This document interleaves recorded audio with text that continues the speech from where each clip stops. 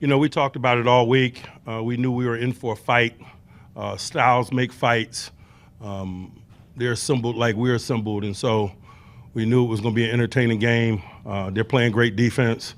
We're playing great defense. We had to challenge our defense to outperform theirs. I thought they did.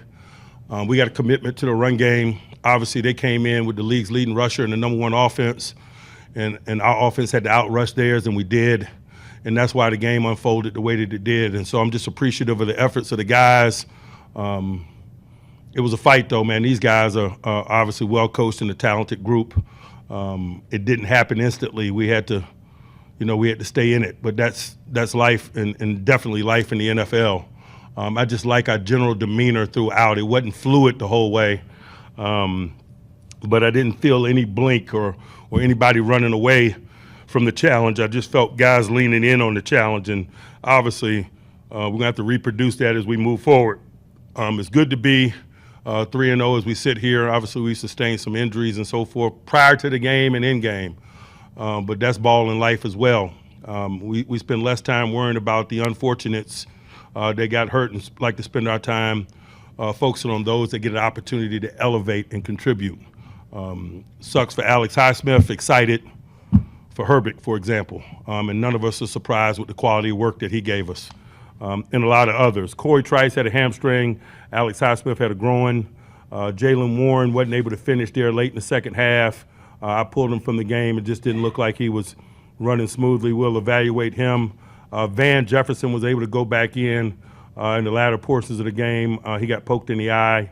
His vision cleared up. He went back to participation. We got some other bumps and bruises associated with play. We'll analyze that, and I'll give you a full report on Tuesday. But just as I sit here today, I'm thankful for the efforts of the men. I'm thankful to be 3-0.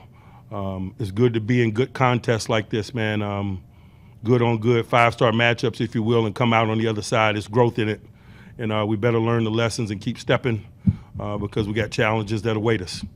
Questions? You couldn't run the ball, had a hard time for 3 so quarters, but then when you had to at the end, you did. How satisfying was it to just keep at it and keep doing it? They could say the same thing, but as I mentioned, styles make fights, and that's how these two teams and defenses are built. And so we didn't expect it to be easy sledding at any juncture, but we wanted to continue to pound the rock and hopefully break through, and it felt like we did there in the latter portions of the game.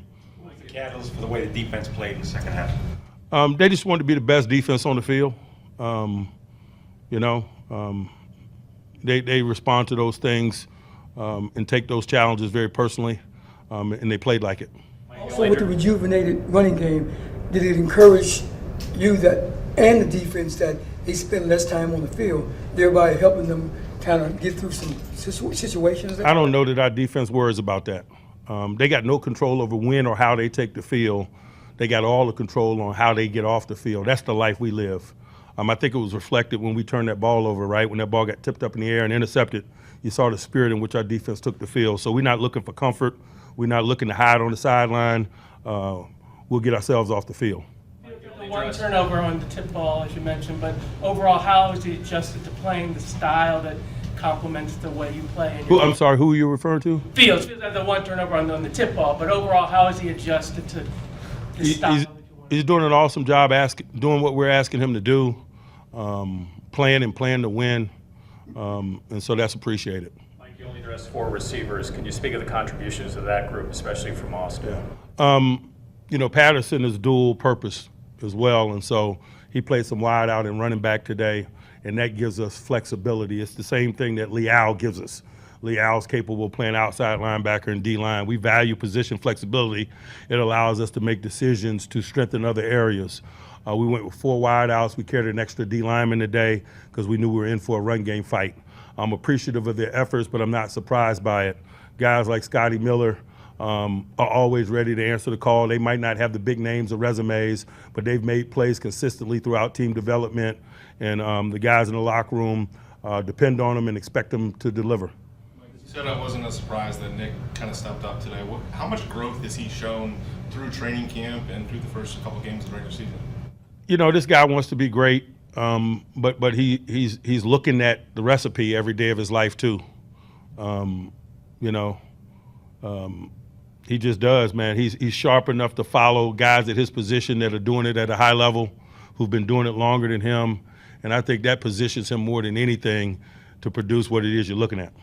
Feels like he's getting more comfortable with each passing game. I'll let him speak to that, but he does from my perspective. Kind of along the same veins there, you called him a steady Eddie. Just what have you seen from him in the way that he's grown throughout these 3 games here? I'd be making something up. You know, growth through 3 weeks is a stretch. We're doing what we have to do to win.